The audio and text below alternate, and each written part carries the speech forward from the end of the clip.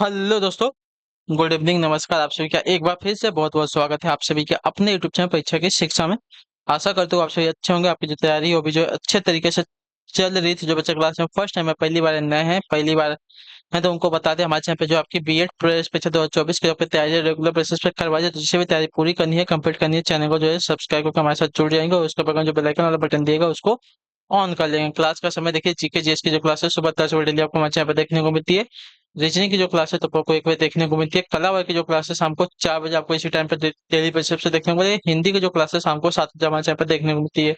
तो क्लासेस का जो शेड्यूल आपको याद करके रखना है, इसी टाइम पर क्लासेस से जुड़ना, अपनी तैयारी को जो है पूरा और कंप्लीट करना है। बाकी अगर आपका और कोई डाउट है, कोई क्वेश्चन, तो आप हमारे इंस्टाग्राम पर पूछ सकते हैं। परीक्षा की शिक्षा के इंस्टाग्राम का पेज का जो लिंक है नीचे डिस्क्रिप्शन में मिल जाएगा, पीडीएफ और नोट्स नंबर टेलीग्राम का जो चैनल आप लोग इसको ज्वाइन कर लिया। परीक्षा की शिक्षा आपका नीचे डिस्क्रिप्शन आ चुका है, इसका भी लिंक मिल जाएगा। यहाँ पे क्या है, आपको डेली बेसिस पे जो क्लास का अपडेट होती रहता है, जो आपका एग्जाम का अपडेट होगा वो भी आपको हमें पता है। तो आप लोग यहाँ से जुड़ेंगे तो आपको कोई भी अपडेट जो है क्लास के रिगार्डिंग मिस नहीं होगा साथियों, ठीक है। तो चलिए क्लासेस स्टार्ट करेंगे, एक एक क्वेश्चन को ध्यान से अच्छे से देख के उत्तर देने की कोशिश करते हुए आगे बढ़ेंगे, ठीक है। चलिए पहला क्वेश्चन देखते हैं आपका क्या देगा। 51 नंबर से आपकी जो है क्लास स्टार्ट हो रही है। उत्तर प्रदेशीय हिमालय का सर्वोच्च शिखर कौन सा, बताइए। प्रदेशीय हिमालय का सर्वोच्च शिखर कौन सा है। तो देखिए, उत्तर प्रदेशीय हिमालय का सर्वोच्च शिखर जो आपका हो जाएगा साथियों, नंदा देवी, जो आपका दिया गया सी विकल्प आपका राइट आंसर होगा, ठीक है। उत्तर प्रदेशीय हिमालय का सर्वोच्च शिखर आपका नंदा देवी हो जाएगा। अगले क्वेश्चन पर बढ़ेंगे, आपका देखें 52 नंबर, बताने की कोशिश करेंगे आपका सही उत्तर का साथियों क्या देगा। ओजोन परत के संरक्षण का अंतर्राष्ट्रीय दिवस कब मना, बताइए। ओजोन परत, ठीक है। ओजोन परत के संरक्षण का अंतर्राष्ट्रीय दिवस कब मनाया जाता है, तो ओजोन परत के संरक्षण का अंतर्राष्ट्रीय दिवस आपका मनाया जाता है हर साल के 16 सितंबर को, जो आपका दिया गया यहाँ पे बेला विकल्प आपका राइट आंसर होगा, ठीक है। क्लियर है इसके बारे में, हाँ या ना। ओजोन परत के संरक्षण का अंतर्राष्ट्रीय दिवस आपका मनाया जाता है 16 सितंबर को। अगले क्वेश्चन पे बढ़े आपका देखें क्या देगा है। 53 नंबर, ठीक है। क्या देगा है? ग्लोब। ग्लोब पर दो स्थानों के बीच न्यूनतम दूरी क्या कहाँ होती है, बताइए। ग्लोब पर दो स्थानों के बीच न्यूनतम दूरी कहाँ पर होती है, तो आपका राइट आंसर अंतरराष्ट्रीय तिथि रेखा पर, जो आपका डीएल ऑप्टिकल देगा आपका राइट आंसर, ठीक है। ग्लोब पर जो दिया गया है दो स्थानों के बीच न्यूनतम दूरी जो होती है अंतरराष्ट्रीय तिथि रेखा पर होती है, ठीक है। क्लियर है। चलिए अगले क्वेश्चन बढ़े आपका देखें 54 नंबर, क्या देगा। नीली क्रांति का किससे संबंधित, बताइए। नीली क्रांति जो है किससे संबंधित है, तो नीली क्रांति जो दी गई है यहाँ पे मत्स्य उत्पादन से संबंधित थी, जो आपका दिया गया यहाँ पे डीएल विकल्प आपका राइट आंसर होगा, ठीक है। क्लियर होगा इसके बारे में, मछली उत्पादन से संबंधित थी। अगले क्वेश्चन पर बढ़े आपका देखें 55 नंबर, बताने की कोशिश करेंगे आपका राइट आंसर होगा। भारत का सर्वाधिक नगरीकृत राज्य कौन सा, बताइए।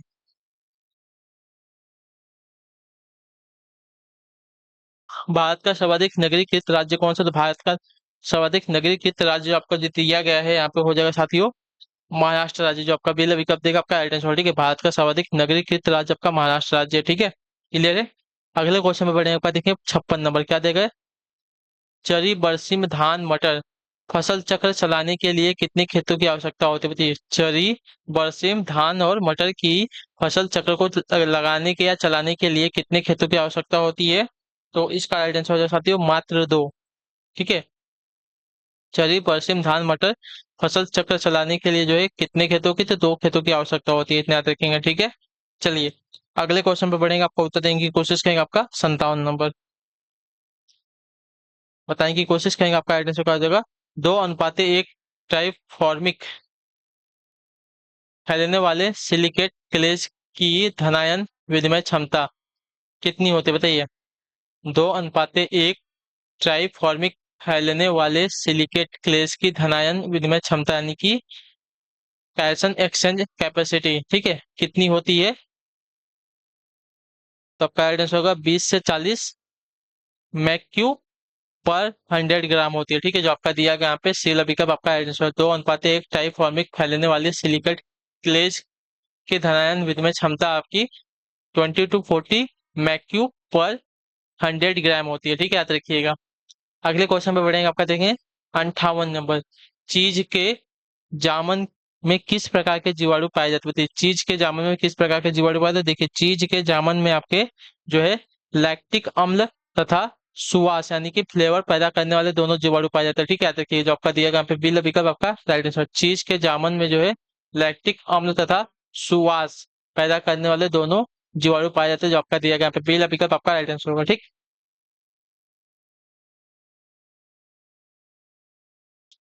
अगला आपका देखेंगे 59 नंबर। गांठ गोभी के लिए किस प्रकार की मृदा अच्छी होती है, बताइए गांठ गोभी के लिए किस प्रकार की मृदा अच्छी होती है। तो आपका राइट आंसर यहाँ पे हो जाएगा। तो गांठ गोभी के लिए जो आपके देखिए दोमट मृदा जो है अच्छी होती है, दोमट मृदा जो आपका दिया गया ये लो विकल्प आपका राइट आंसर होगा। ठीक है, क्लियर से इसके बारे में। चलिए अगले क्वेश्चन में बढ़े, आपका देखें 60 नंबर क्या देगा। भारत की लगभग जो है 142 मिलियन हेक्टेयर भूमि आती है किसके अंतर्गत, बताइए भारत की लगभग जो है 142 मिलियन हेक्टेयर भूमि किसके अंतर्गत आती है। तो आपका राइट आंसर यहाँ पर हो जाएगा साथियों कृषि क्षेत्र के अंतर्गत, जो आपका दिया गया ये लो विकल्प आपका राइट आंसर होगा। ठीक है, भारत में लगभग 142 मिलियन हेक्टेयर की भूमि आपकी कृषि क्षेत्र के अंतर्गत आती है।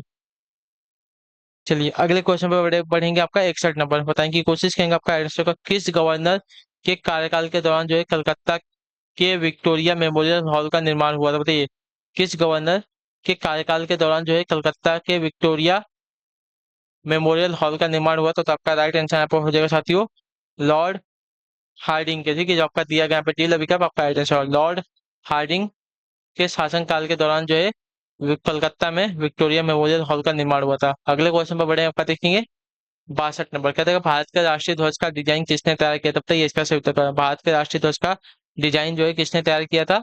तो आपका राइट आंसर यहाँ पर हो जा सकते हो मैडम भीकाजी कामा ने। ठीक है, जो आपका दिया गया डी विकल्प आपका राइट आंसर होगा। भारत के राष्ट्रीय ध्वज का डिजाइन जो आपका मैडम भीकाजी कामा ने तैयार किया था। अगले क्वेश्चन पर बढ़ेंगे, आपका देखें 63 नंबर क्या देगा। देवदास उपन्यास के रचनाकार कौन है, बताइए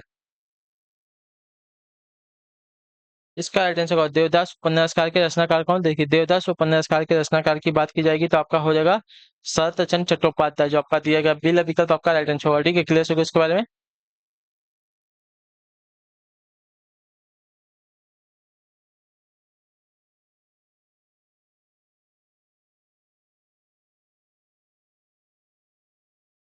चलिए क्लियर है, फिर अगले क्वेश्चन पर बढ़ेंगे, उत्तर देने की कोशिश करेंगे आपका।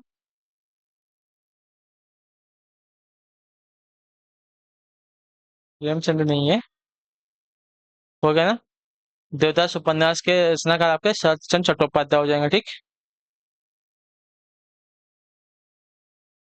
चलिए अगले क्वेश्चन पर बढ़ेंगे, आपका 64 नंबर क्या देगा। 27 दिसंबर 1911 में पहली बार जन गण मन कहाँ पर गाया गया था, बताइए 27 दिसंबर 1911 में पहली बार जो आपका जन गण मन है कहाँ पर गाया गया था।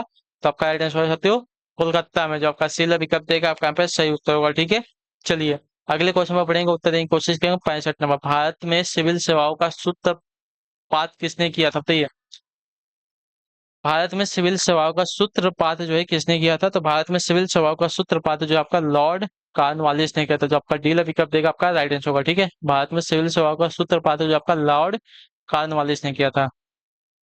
क्लियर है, चलेंगे अगले क्वेश्चन पे पढ़ेंगे, उत्तर देने की कोशिश करेंगे। 66 नंबर क्या देगा भारत का कौन सा राज्य जो है सर्वाधिक औद्योगिकृत राज्य, बताइए भारत का कौन सा राज्य जो है सर्वाधिक औद्योगिकृत राज्य है।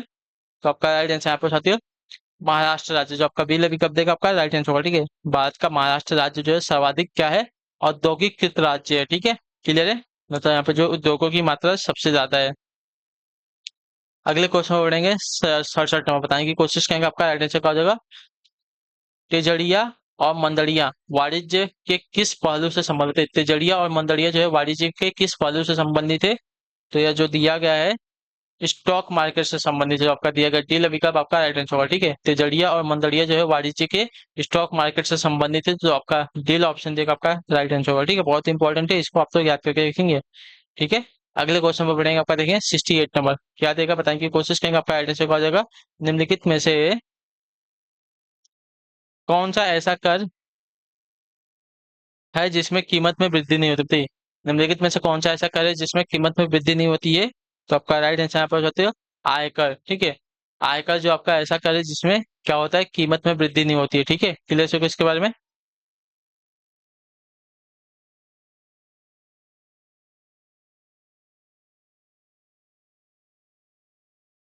क्लियर है यहाँ तक। चलिए आयकर एक ऐसा कर है जिसकी कीमत में वृद्धि नहीं होती। अगले क्वेश्चन बढ़े, आपका देखेंगे 69 नंबर कहते हैं विश्व स्वर्ण परिषद की रिपोर्ट के अनुसार कौन सा देश है जो स्वर्ण का सबसे बड़ा आयतक है, बताइए विश्व स्वर्ण परिषद की रिपोर्ट के अनुसार कौन सा देश जो है स्वर्ण का सबसे बड़ा आयतक है? तो स्वर्ण का सबसे बड़ा आयतक आपका यहाँ पे हो जाएगा साथियों।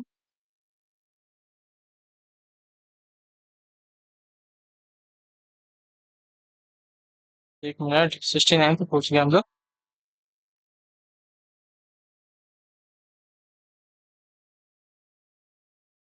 विश्व स्वर्ण परिषद की रिपोर्ट के अनुसार कौन सा देश जो है स्वर्ण का सबसे बड़ा आयतक है?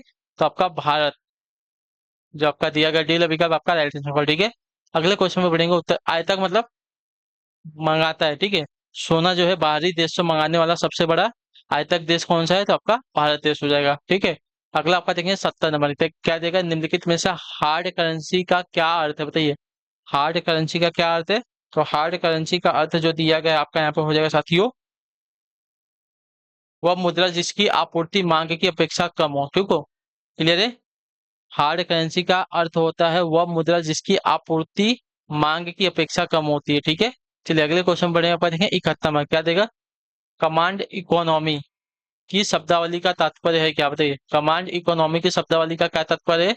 तो कमांड इकोनॉमी की शब्दावली का तात्पर्य जो दिया गया आपका यहाँ पे हो जाएगा साथियों, नियंत्रित अर्थव्यवस्था। जो आपका दिया गया बी विकल्प आपका राइट आंसर, ठीक है। कमांड इकोनॉमी की शब्दावली का तात्पर्य है आपका नियंत्रित अर्थव्यवस्था, ठीक, क्लियर। चलिए अगले क्वेश्चन पर पढ़ेंगे आपका देखें 72 बताने की कोशिश करेंगे। 72 पे आपका राइट आंसर क्या हो जाएगा, निम्नलिखित में से कौन सा स्तरीकरण का आधार है, बताइए। स्तरीकरण का आधार कौन सा? तो देखिए स्तरीकरण के आधार की अगर बात करेंगे तो आपका जो देगा असमानता। असमानता आपका स्तरीकरण का आधार है, तो जो आपका ए ऑप्शन देगा 72 पे आपका राइट आंसर होगा, ठीक है, क्लियर है। असमानता जो है स्तरीकरण का आपका आधार होता है। अगले क्वेश्चन में पढ़ेंगे आपका देखेंगे 73 नंबर बताने की कोशिश करेंगे। आपका राइट आंसर क्या हो जाएगा, निम्नलिखित में से किसने जो है प्रगति की नैतिक अवधारणा पर जोर दिया था, बताइए। प्रगति की नैतिक अवधारणा पर किसने जोर दिया था? तो आपका राइट आंसर यहाँ पर हो जाती है माइक आइवर ने। जो आपका ये ऑप्शन देगा आपका राइट आंसर हो जाएगा, ठीक है। प्रगति की नैतिक अवधारणा पर माइक आइवर ने जोर दिया था। अगले क्वेश्चन में पढ़ेंगे आपका देखेंगे 74 नंबर पूछा गया है, बताने की कोशिश करेंगे। सही उत्तर क्या हो जाएगा, सामाजिक परिवर्तन निम्न में से किस समय नहीं आता है, बताइए। सामाजिक जो परिवर्तन होता है निम्न में से किस में नहीं आता है? कानून, परंपरा, शिक्षा या धर्म। तो आपका राइट आंसर यहाँ पर साथियों कानून। सामाजिक परिवर्तन जो आपका कानून में नहीं आता, तो जो आपका ये ऑप्शन देगा आपका राइट आंसर। बाकी परंपरा, शिक्षा, धर्म में आता है। अगले क्वेश्चन पढ़े आपका देखिए 75 नंबर। सांस्कृतिक प्रतिस्थापन निम्न में से कौन सी प्रक्रिया, बताइए। सांस्कृतिक प्रतिस्थापन जो है निम्न में से कौन सी प्रक्रिया है?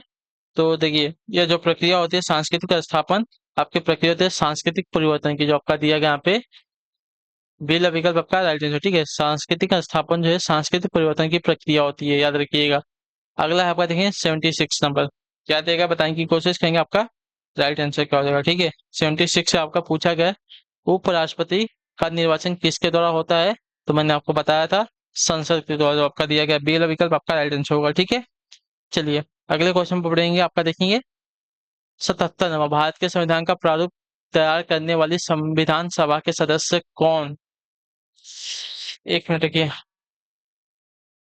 भारत के संविधान का प्रारूप तैयार करने वाली संविधान सभा के सदस्यों को क्या कहते हैं? तो विभिन्न प्रांतों की विधान सभाओं द्वारा जो है चुना गया था, याद रखिएगा, ठीक है। भारत के संविधान का प्रारूप तैयार करने वाली संविधान सभा के सदस्यों को जो है विभिन्न प्रांतों के संविधान सभाओं द्वारा जो है चुना गया था, ठीक है। क्लियर होगा इसके बारे में। चलिए अगले क्वेश्चन में पढ़ेंगे आपका देखेंगे 78 नंबर।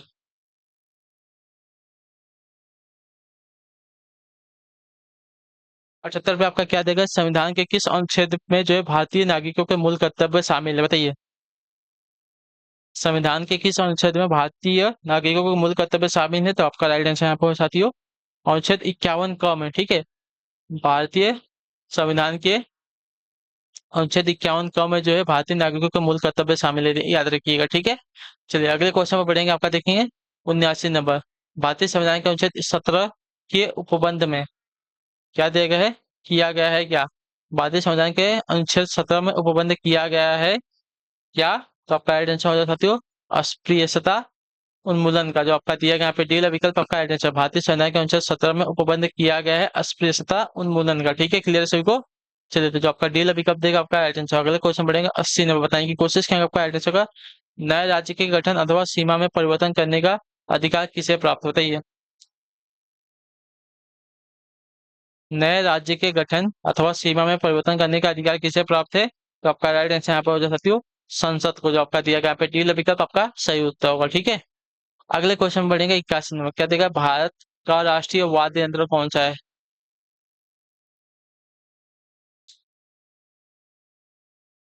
भारत का राष्ट्रीय वाद्य कौन सा है? तो आपका राइट आंसर यहाँ पर साथियों वीणा, जो आपका ये वाला विकल्प देगा आपका राइट आंसर होगा। ठीक है, अगले क्वेश्चन बढ़े आपका देखें 82 नंबर। क्या देगा, रविंद्रनाथ टैगोर को हिंदुस्तान का सबसे बड़ा शायर की उपाधि किसने दी?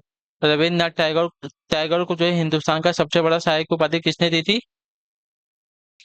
तो फयाज खान है, जो आपका दिया गया यहाँ पे ये वाला विकल्प आपका राइट आंसर होगा। ठीक है, रविंद्रनाथ टैगोर को हिंदुस्तान का सबसे बड़ा शायर की उपाधि जो आपके फयाज खान ने दी थी।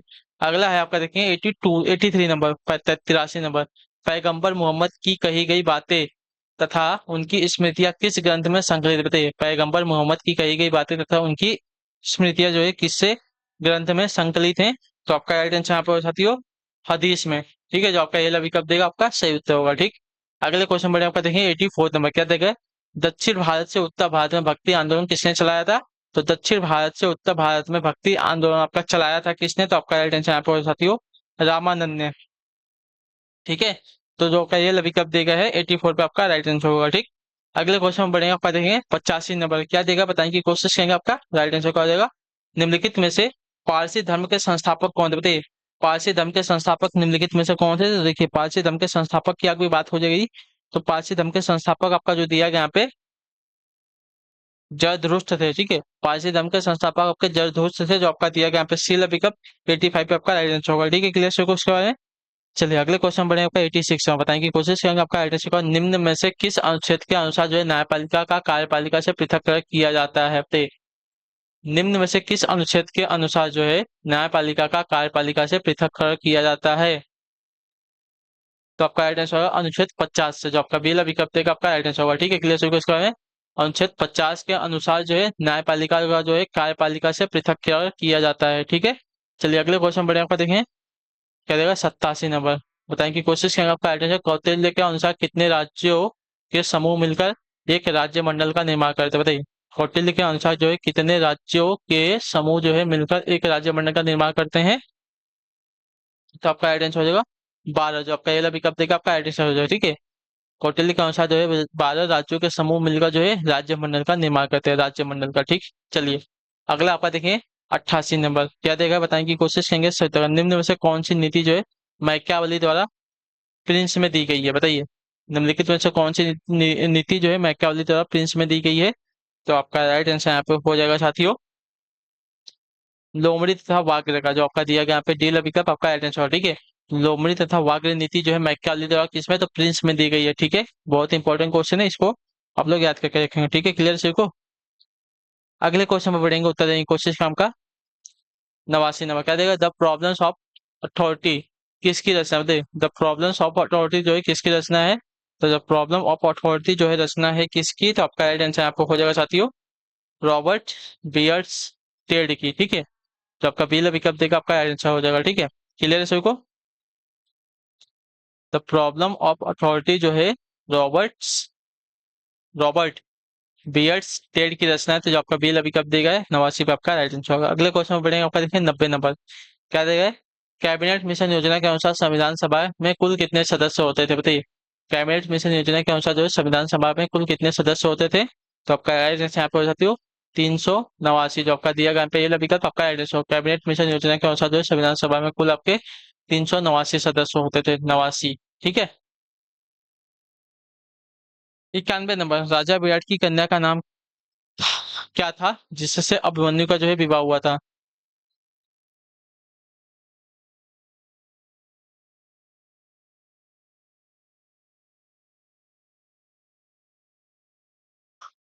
तो उत्तरा नाम था। ठीक है, जो आपका ये वाला विकल्प देगा आपका राइट आंसर होगा। ठीक है, राजा विराट की कन्या का नाम था उत्तरा जिससे अभिमन्यु का विवाह हुआ था। ठीक है, अगला आपका देखें कौरव सेना के प्रथम सेनापति कौन नियुक्त हुए थे? तो कौरव सेना के प्रथम सेनापति आपके नियुक्त हुए थे साथियों भीष्म पितामह, जो आपका दिया गया यहाँ पे बी विकल्प आपका राइट आंसर होगा। ठीक है, अगले क्वेश्चन बढ़ेंगे 93 नंबर। महाभारत युद्ध के उपरांत कौरव सेना के कितने महारथी शेष बचे थे? तो 3, जो आपका ये वाला विकल्प देगा आपका राइट आंसर। महाभारत युद्ध के उपरांत जो है कौरव सेना के 3 महारथी जो है शेष बच गए थे। ठीक है, अगला आपका देखेंगे 94 में, बताएंगे कोशिश करेंगे 94 पे आपका आंसर का। अम्बा किस राज्य की राजकुमारी थी, बताइए। अम्बा जो है किस राज्य की राजकुमारी थी? तो अम्बा जो है आपकी काशी राज्य की राजकुमारी थी, ठीक है। जो आपका दिया गया ए विकल्प आपका राइट आंसर होगा, ठीक है। अम्बा जो है काशी राज्य की राजकुमारी थी। क्लियर? ठीक है, अगला आपका 95 नंबर। वीर बर्बरिक किसके पुत्र थे, बताइए। वीर बर्बरिक जो है किसके पुत्र थे? तो वीर बर्बरिक जो आपके घटोत्कच के पुत्र थे। जो आपका दिया गया यहाँ पे वीर विकल्प आपका राइट आंसर होगा, ठीक है। वीर बर्बरिक जो है घटोत्कच के पुत्र थे, ठीक है। चलिए, अगला आपका देखेंगे 96 नंबर। 96 नंबर उत्तर देने की कोशिश करेंगे, आपका राइट आंसर क्या हो जाएगा? आधुनिक राज्यों में स्थिति समूह बनाम राज्यों की होती जा रही है, यह कथन किसका, बताइए। आधुनिक राज्यों में जो स्थिति है समूह बनाम राज्यों की होती जा रही है, यह किसका कथन है? तो यह कथन जो दिया गया आपके यहाँ पे बारकर का है। बारकर जो आपका दिया गया यहाँ पे ये विकल्प आपका राइट आंसर होगा, ठीक है। आधुनिक राज्यों में स्थिति जो है समूह बनाम राज्यों की होती जा रही है, यह जो कथन है आपका बारकर का है, ठीक। क्लियर? अगला आपका देखें 97 नंबर क्या देगा? असंग क्या देगा? असंगन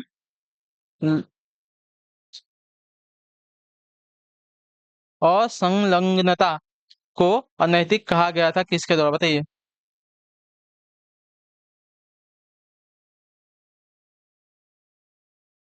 तो आपका राइट होगा जॉन फॉस्टर डलेस के द्वारा, ठीक है। जो आपका दिया गया यहाँ पे सी विकल्प आपका राइट था। और संलग्नता को अनैतिक कहा गया था आपका जॉन फॉस्टर डलेस के द्वारा, ठीक है।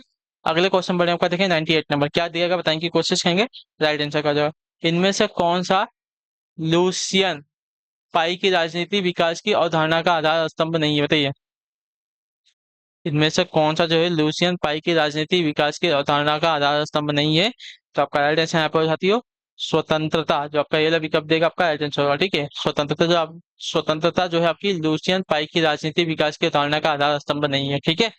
चलिए, अगले क्वेश्चन बढ़े आपका देखें 99 नंबर, बताएंगे की कोशिश करेंगे राइट आंसर सभ्य समाज की राजनीतिक चिंतन में एक केंद्रीय अवधारणा नहीं, बताइए। सभ्य समाज राजनीतिक चिंतन में एक केंद्रीय अवधारणा नहीं है किसके अनुसार? तो आपका राइट आंसर यहाँ पे हो जाएगा साथियों बेंथम के अनुसार, ठीक है। सभ्य समाज जो है राजनीतिक चिंतन में एक केंद्रीय अवधारणा नहीं है बेंथम के अनुसार। तो जो आपका दिया गया बी विकल्प आपका राइट आंसर होगा, ठीक है। चलिए, आखिरी क्वेश्चन रहेगा, बताएं की कोशिश करेंगे 100 पे 100 उत्तर का हो जाएगा। भारतीय संसद निर्मित होती है कैसे? तो भारतीय संसद जो है निर्मित होती है, देखिए, राष्ट्रपति राज्यसभा और लोकसभा के द्वारा। इन तीनों को मिलाकर जो भारत की संसद का निर्माण होता है, जो आपका दिया गया यहाँ पे ये विकल्प आपका राइट आंसर होगा, ठीक है। क्लियर हो गया इसके बारे में? सिर्फ राज्यसभा और लोकसभा से जो है निर्माण नहीं होता, उसमें जो है राष्ट्रपति का भी योगदान होता है, ठीक है। तो राष्ट्रपति राज्यसभा और लोकसभा इन तीनों के द्वारा जो है आपका संसद का निर्माण होता है, भारतीय संसद का, ठीक है। चलिए, तो इसी के साथ जो आपकी क्लास है आज की यहीं पे क्या है कंप्लीट होती है। आई होप जो क्लास है अच्छी लगी, अच्छी लगी क्लास को लाइक करेंगे, चैनल पहले तो चैनल को सब्सक्राइब, और हमें जो है कमेंट में अपनी राय क्लास के बारे में जरूर देंगे आपको क्लास कैसी लगी। तो हम आपसे मिलेंगे आपकी अगली क्लास में, तब तक के लिए टाटा बाय बाय, जय हिंद जय भारत। आपसे क्लास से जुड़ने के लिए बहुत बहुत ही धन्यवाद साथियों।